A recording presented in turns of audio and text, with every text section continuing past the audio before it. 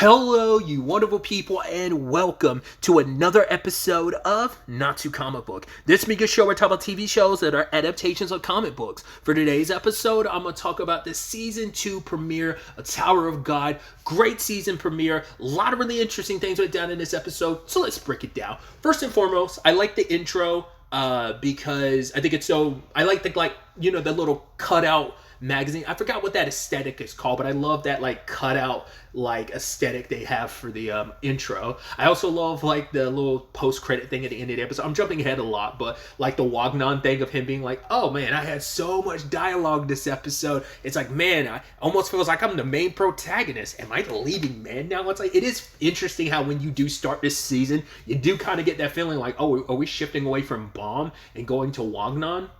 You know, him being the protagonist. I'm trying to remember how much of that Hwaryun and Baum conversation happened in the season 1 finale. Because obviously it's been a while since season 1, and even I watched season 1 pretty late. I didn't start watching it because it came out in 2020, but I didn't watch it until 2021. So it's been 3 years. So I'm not remembering how much of that I think that all that conversation was new. I don't think it was. Because it might have been done like that in the webtoon too. It's been a hot minute. I want to kind of really quickly, in case you're curious, I have read a good chunk of the webtoon.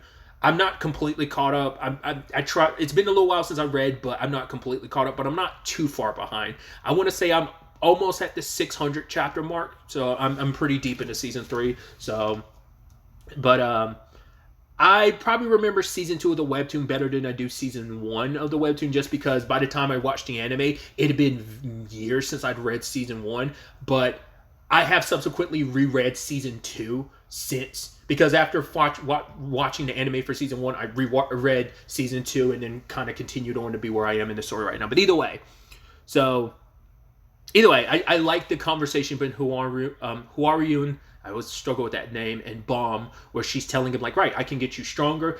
Don't you want to know what about this tower drove Rachel and you mad? But for Baum, it's I will climb the tower and get to my answers that way. I won't climb just to be stronger, not to get to the top of the tower. I'm going to climb for the purpose of getting answers. And she's like, good, I will make you stronger. And that's where we end off. We have Yuri returning, and she's meeting up with 2 princesses, which I think that bumps us up to 5 princesses now we've been introduced to. The princess that Yuri's like, oh, can you look for Baum for me? I'm like, I think even where I'm at in the story, I don't think we really know. I feel like she's popped up maybe once or twice since then. I mean, I guess that depends on how they changed the anime, because I do remember her asking her to look for Baum, but I didn't remember that being at the beginning of the season. That's why I'm some stuff might be mixed around, where it's some stuff is being maybe not everything's happening canonically like it did in the webtoon, or maybe it's happening exactly like it did in the webtoon. I just feel like I don't remember that being at the start of the season, but I think maybe it was, because obviously the start of the season pushes you away from Baum. Like I brought up, Wagnon kind of steps into the main protagonist role in a lot of ways. So I think that's such an interesting decision to do that too, storytelling wise, because you're left with Baum's circumstances being what they are, but it's right, we're not going to catch up too quickly with what Baum's up to. I think it's also interesting too. I won't say anything until the show clarifies it, but the show didn't tell you how much time has passed. I was I think it probably takes a little bit before they tell you how it has been a time skip. I don't think they've told you how long it's been at this point in time. I mean, you can tell a decent amount of time is passed because of hair length, but it doesn't specify exactly how long. So either way, the reason I was also bringing up the Yuri thing, because I love the whole conversation of right, she's one of the few princesses. They were yeah, there hasn't been another person holding 2 of the month series weapons in forever. You're the first one. So it's oh, why don't you go collect the other ones? But she's not really interested in that. I love that she was kind of talking to, is it Mashini? I never know how to properly pronounce that name. That's how I've always pronounced it, reading it, but I'm probably butchering it. Which I thought was so interesting, because I was wait, did we get introduced to her properly here? I was wasn't there some stuff? I can't remember that. Once again, stuff bleeding together. I'm I can't remember that season 1 stuff or season 2 stuff where you find out her connection to certain characters. It's I mean, when you look at that character model, you're well, I don't know if that's clear or not who she's connected to. I'm oh, would I know that naturally? Would I put 2 and 2 together if I didn't already know her connection to said character? So I'm I won't say anything. But it's yeah, that's a face, we'll see a little bit later on. But even now I'm like, God, so many of the princesses are enigmas. Some you actually get to know more of, like, but it's still like she's kind of she's in that weird spot. So either way, focusing on Wagnon, we learn about the 20th floor. Right, the only way you can continue climbing the tower is you have to become E rank. You have to pass this test, but it's not that easy, and you have to pay to participate. So the more you lose, the more money you're burning. Why Wagnon's in the position he's in? Because hey, he's in so much debt. It actually kind of reminds me. It gives, especially later on when the loan shark shows up, being like, yeah, you're going to be part of this liver diet thing. Basically, we're going to own your body and cut you up and sell your organ type of thing. And it's like, yeah, it definitely gives like Squid Game vibes. Obviously, this predates Squid Game, like, manhwa-wise. But, yeah, like, just, like, Wagnon and, like, people being so in debt trying to climb to the top of the tower. It is interesting. They make sure to focus on it, but it's like, oh, it's fascinating because there was the conversation. I think it was Mashini. No, it wasn't. It was the other princess, the one Yuri was talking to about, like, finding Bomb. She was referencing, like, oh yeah, like, the prince is climbing the tower. We see someone with a red ring, and lo and behold, we see Wagnon's like, that's interesting. He has a ring that has the jihad emblem on it. That's really interesting. That's me being coy, but also being truthful. Like, there's a lot of Wagnon circumstances.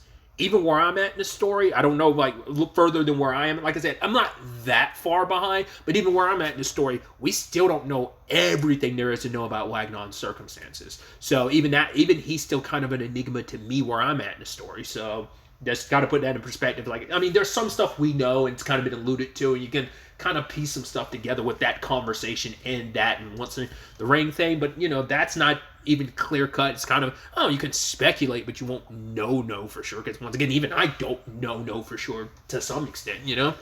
But either way, his attempt to pass the test failed because one of the participants burned him and everyone else. I was like, oh, I love that we also don't get a lot of these characters' names immediately. There's only like a few names that are dropped. After that, just kind of move on, you know. But yeah, he failed the test, and he's just like, oh, like, the moment I get to the top of the tower, I'm going to basically punish her. And yeah, he gets visited by the loan shark. I also love that, obviously, like, Wagnon's, like, offensive ability, or his main weapon being what it is. It's actually really dope. Basically, they're essentially Pokeballs that kind of work like elemental Pokeballs. They each one kind of has, like, a different thing to them. You know, it's such a really interesting, because, like, he's the first person I think we get introduced to. I don't think there's anyone else that really uses it. I think it's not like it's a specialty of him. I mean, it's kind of his specialty, but I think, like, I can't remember if there's other people who use those or not. I feel like they get utilized, but, like, not to the extent Wagnon uses them. Like, it's one of his main modes of, like, it's his main arsenal, so. But, yeah, he has one more shot to, climb the tower, because it's like, yeah, he fails again, he's gonna have to sell his body to cover his debt, because it's like, yeah, no matter what jobs you work, it will never be enough to pay off what you owe, because you failed that many times, and I'm sure the interest rates are, like, insane for all of that. So Wagnon goes into this, like, kind of his Hail Mary, and he's like, right, when I get in there, I'm going to kick butt, because basically you have to survive, was it 20 minutes? No, it was 30 minutes. You have to survive. It's a game of survive, and he goes in there, and lo and behold, some dude has already wrecked everyone, and Wagnon's trying to pull the whole, like, basically attach yourself to the strongest person move, and it doesn't fully work, but it's also kind of like, maybe the person listened to his BS of like, right, you want to conserve your strength, don't want to waste it on frivolous battles. And I love Wagnon's prepared every time. He's like, right, the next person that comes in, I'm going to whoop them and kind of get ready. And then nothing happens because the next person comes in who's massive. And he's like, cool, I'm going to sit down. All right, the next person in, we're going to take him down. It's a little girl. Oh, crap. The next person that comes in, I'm going to take him. Okay, I can't remember, like, they said the name in the episode. I don't remember Go Sing is, like, the older sister or the younger sister. I think it's the older sister, isn't it? I can't remember. I think the little girl said Go Sing, so I'm like, oh, that's adorable. It feels so, well, I was about to say something, but I was like, nah, that's a massive spoiler, so I was like, nah, I won't say that, because it's like the implications of something, so I won't say it, but it's just like, Wow, man. And it kind of threw me for a loop because I was like, when other people didn't show up, I was like, wait, what? I was like, I know other people, and I was like, oh, right. Like, this is just this group. It shows you later on there are 10 people in total that passed, but I was so confused. And I was like, no, there's supposed to be this person, this person. I mean, you have a general idea because the intro showed you everyone. And I think that's so fascinating if you look at it. Like, all the people shown in the intro are just the characters, like, who kind of get set up here, probably in these first few episodes. And then, like, none of the old crew, because, like, you spoilers, but not really. It's just, you don't cut back to them, like, really that often at this point in the story. You pretty much stay with like where the Wagnon and his crew. I kind of label it as that specifically. I just thought about it too. I was like, oh yeah, like names and stuff. I was like, all right, we never even got like our mysterious enigma character, the Fug member. Like we never got the name drop. And I was like, well, it makes sense. You probably won't get that till next episode with everything that goes down, just storytelling wise. But you had like home dude come in, silver-haired dude with kind of the lance type of weapon being like, oh yeah, especially after Wagnon went on this whole diatribe about like, right, he's trying to get the little girl prepared because he's like, right, if you're not ready to climb the tower, like you need to be prepared. Not everything's going to be, it's like, oh, it sets everyone up for failure when you think like you could easily coast through stuff, climb in the tower, you don't know who you can trust. If you're weak, the people you care about will abandon you. Like you can't really trust anybody. And kind of like she breaks down, be like, I'm sorry, I'm useless. And her sister gives him stank eye. I even love Big Dude, which I did not realize. I was like, the moment that happened, I was like, all right, I forgot Big Dude. Like, I was like, I remember there being like him having feelings for Goseung, but I was like, I didn't remember it started this early. I was like, I feel like I vaguely remembered that, but I was like, oh, I didn't remember that started this early. But he's like definitely smitten with her the first time he sees her. So, but yeah, it's kind of a like, oh, everyone raise your hands to see who should leave. Like we can't have any like one that's gonna slack off or like bring down the team. And he's kind of looking at specifically the little girl, but then Wagnon turns it around. It's like, right, let's get rid of some like scummy, like strong guy like you, and everyone votes except for our silent guy who finally speaks. Me like, no, I'm going to make all of you fail. It's like, oh, you're going to take us all on. He's like, hey, I'm not here to kill anybody. I'm just here to make sure you all fail. And so they duke it out. Obviously not going full force, obviously against him because that's not his intention. But even they all struggle against him. And it becomes a thing of him taking down the big guy, which we get some of his abilities. We see the little symbol floating behind him shape shifts into like a fist for attack, a boot for speed, and then he can bring up a barrier shield. Obviously showing off like the wave control abilities, but also showcasing, hey, I can get some fisticuffs if I need to. Like I am good in close quarter combat as well. Just showing like, oh, how much this person's changed. And once again, there's not even beating around the bush. It's there, and it's like, well, you're not quite sure. It's like you can't really see the face. You see it a little bit. You see the hair. You're like, it could be. With what we saw at the end there, you're like, right, it's definitely all right. It's Bomb. It's pretty clear. I even kind of spoiled it when I was discussing the season 1 finale of like, oh yeah, this is this person, but like, Bomb goes by a different name now that we haven't gotten to. But yeah, the reveal of, oh my god, the outfit he's wearing, it's a Fug. Oh, the criminal organization is like, yeah, but that emblem in particular, like what he's wearing, usually associated with a Slayer, but it's like, why would a Slayer be here on floor 20 taking the test? And Goseung's like, I don't know. Like I said, I'm not well versed enough to really give you an answer on that. It's like some very, very interesting stuff. But initially, he does want to kind of try and end all this because he starts using more and more of his wave controller powers. But it becomes after he like beats up both dudes and then like goes after Wagnon, because Wagnon's like, all we have to do is survive. So had like 30 more seconds of surviving, and luckily he made it through. Because the Bomb was hurt. I don't remember the full circumstances of that. I mean, it's like he was kind of caught off guard because once he heard the line of, I'm going to climb the tower, it made him think of Rachel. Like, because it's the notion of, right, what drives someone to want to climb to the tower that you did what you did? You betrayed me. She was his whole reason for climbing the tower. She was his reason for continuing to climb the tower was going to be for her sake. And it's like, you betrayed me for what? Like, what is so great about this tower that once you get to the top, like, it's all worth betraying everything that you've known? Like, because, you know, she's his everything. She has been his world for so long. That's why, like, hell, when she went missing, like, by sheer will alone, I will find my way into this tower for the purposes of going after you. So, but then we see that, like, very, like, skeletal thing that pops up around him and it heals him. And that's why I was trying to remember, like, I have some vague memories about what that thing is, and I was like, that's why I was like, Wagnon's bombs hurt him. It's like, well, he was caught off guard, so he wasn't prepared for them. But also, I was like, wasn't that an element to that? I just can't fully remember that. I think I know the purpose of the thing. I just can't quite remember. And once again, I don't want to even speculate because I might be, like I said, remembering a lot more than I give myself credit for, so I don't want to spoil anything. But I love that they're just like, yeah, let's let him go first because no one wants to get on the elevator with him because he does stop himself. Not because... I mean, I think he knows the rules enough to know, like, right, if I cross the line, even before the announcement said anything, he stopped because it's like, you know, shows that he still, like, has honor. He's not, like, he might present himself as, like, an evil guy, but it's like, in that moment, he still could have gone through with it, but he didn't.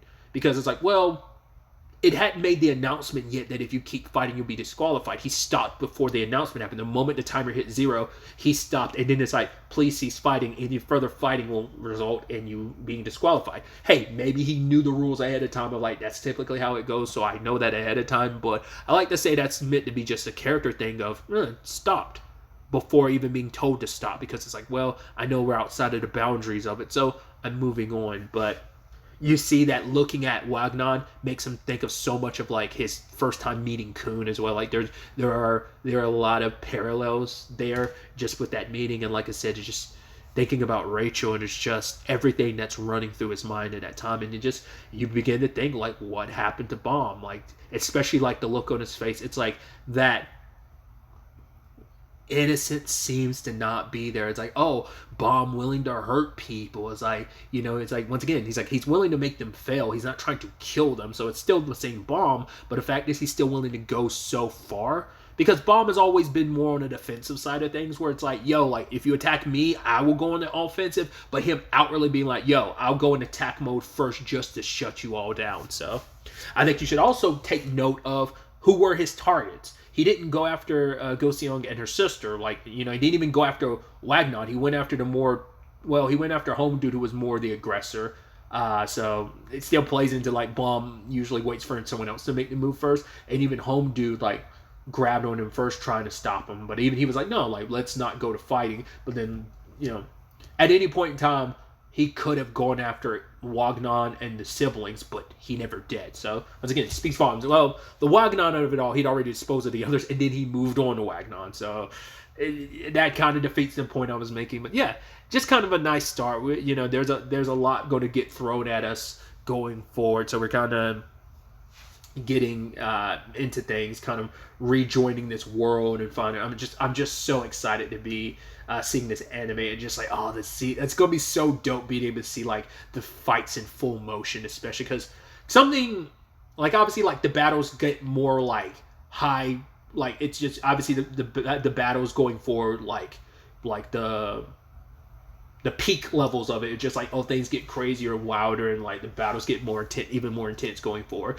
But I'd also say, like, going forward too, like, this is where the story gets darker. It still maintains a lot of its levity moments and stuff like that, but it does, like, I definitely feel like this first season had some of its dark moments, but this is where, like, the story tonally really does get darker. I think I was talking about that recently because I'm currently watching Mission and the Yosakura Family as well, so I kind of felt like, right, we kind of got that levity kind of slice of life stuff in some capacities, but, you know, there are peaks into the darker stuff. Once again, that's that very, like, shonen demographic of so many stories have that, like, oh, we have our fun levity, but we balance that with, like, some dark drama as well. So, but I feel like tonally this is where that's going to start picking up as well.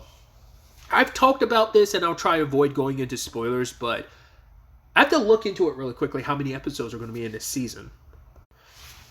From a quick Google search, which this has kind of been my undoing in the past, it does seem like it's going to be 13 episodes like the first season. My biggest question was, like, pacing-wise, how much of season 2 is just going to cover. Like I said, without going into spoilers, I'll mention one thing. I feel like this is probably going to be. I'd assume the season finale is going to end with the conclusion of the battle workshop. I feel like that'd be the perfect spot to end, because I think I might have talked about this in season 1, but if this is your first time coming across this and you've never read the webtoon, in comparison, season 1 of the webtoon is 90 chapters, and they were able to condense that into 13 episodes. I felt like maybe the pacing was way faster and wonkier than I remember, but because it'd been so long since I read season 1, so maybe I didn't really notice that. But they fast-paced wise squeezed 90 chapters. I believe, like, once again, season 2 of the webtoon's like 4 times bigger than that. I think it goes up to like, I think it goes up to like chapter 300 and something. It's like 91 to like 300 and something is like all of season 2. So I don't think you're going to be able to squeeze all of that in. Once again, pacing-wise, who knows? Maybe they're going to start cutting through stuff pretty quickly, so we might get further in the season than I think. But I just feel like it's too big to fit all in one 13-episode season. Like I said, we'll see what the pacing looks like. Like I said, I do feel like I'm coming into this with better memory of season 2 of the webtoon than I am season 1. So either way, just Tower of God. I'm just excited to have the anime back. I've talked about this before too. Like, it is currently probably my favorite manhwa. Might be one of my favorite fantasy series currently, because I love this world and this universe and the story and the characters. So I'm really interested to see where this goes. I'm also curious to see people's perspective on it. Those who have never read the webtoon and have no idea what to really expect from it, especially with this new crop of characters, are like, oh, to see where the season story goes. Like I said, it's just where things can get pretty dark. And obviously, it's so interesting looking at the intro, because you're like, oh, with everything I know, you're like, oh, look at that. So it's like, yeah, certain characters popping up in the intro. I'm like, oh, kind of major spoilers if you haven't read the webtoon, but it's like, it's so out of context, it won't mean anything. But anyway, like I said, I'm rambling on, and I apologize. I'm very excited to see where the next episode ultimately ends up taking us going forward with all of this. Once again, just despite having an idea of what it's going to entail. But either way, really, that's all I wanted to talk about. Till the next time we meet, be happy, be safe, live life to the fullest, and enjoy it. Good day and goodbye.